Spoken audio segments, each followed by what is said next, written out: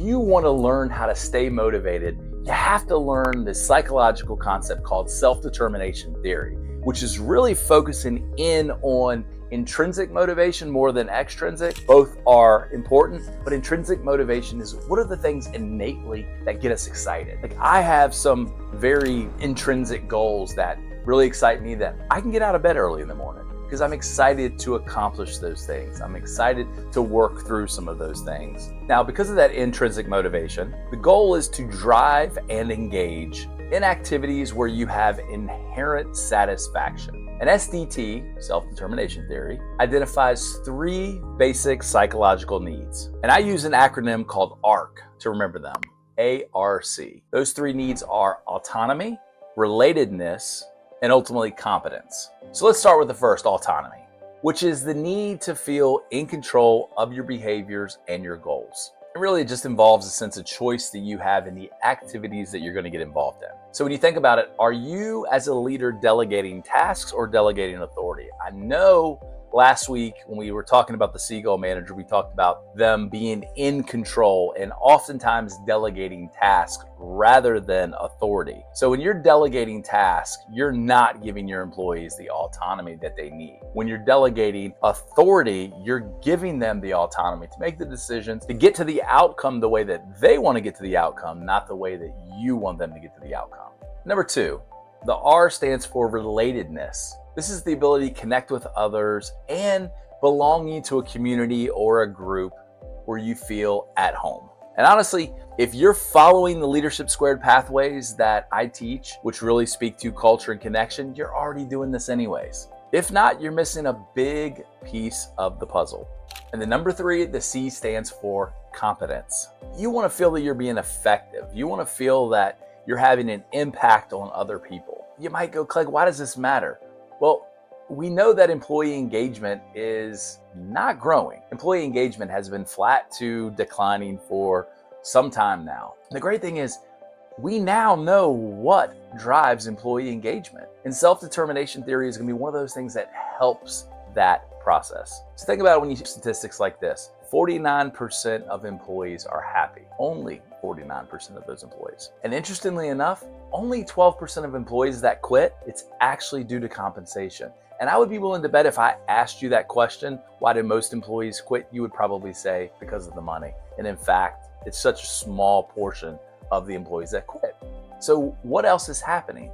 What else is happening is that employees are miserable at work.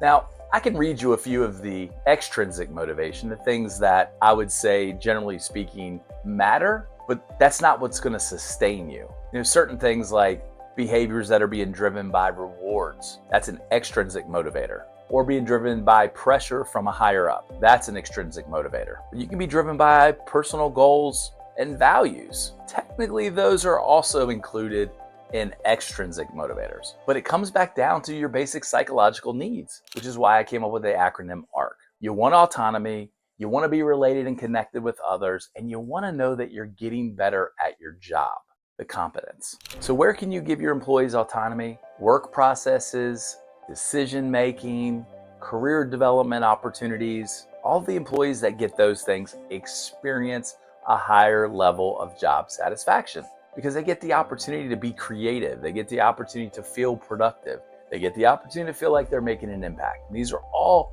critical things as part of employee engagement. So here are 4 steps that you can do to help start making steps towards identifying self-determination theory for yourself. And the first thing is set personal goals. Now, we like to call those personal goals impossible goals. You're going to be excited. The bigger and the more bold the goals are, the more natural that excitement is going to be. And number 2, embrace autonomy. Now, this might sound easy, but for those that are accustomed to being told what to do every single day, being autonomous is actually pretty difficult. So look for opportunities in your life to make independent decisions. Remember, this is all part of the learning process. Everything that you do is a draft. It can all be changed, upgraded, updated, or pulled back. Number 3, you got to nurture relationships. And that could mean, as we talk about identifying new who's, people that can help you get to where you want to be. And then number 4, seek challenge. This could also be paired with the first one, which is setting personable or impossible goals. Really, when you think about setting challenges, like put yourself out there. The more that you operate in discomfort, the more growth that you're going to get. And I know it's not fun. I know it's not exciting to operate in discomfort, but I promise you it will absolutely change your life faster than anything else will. Just remember the reason you're doing this. When employees have autonomy, the ability to connect, and they can get great at their jobs, they're going to be satisfied. Those are the people you're going to retain. When you look at coaching your employees, look for opportunities in those three areas because the benefits way outnumber any time that will be lost spending teaching them or learning about those benefits or what's important to them. As you're looking to retain your team, this is one of those little things that you can help them identify where are they motivated? Because a motivated employee is a happy and engaged employee. A happy and engaged employee is an employee that produces at higher levels than those that are not. So I hope you have a great week.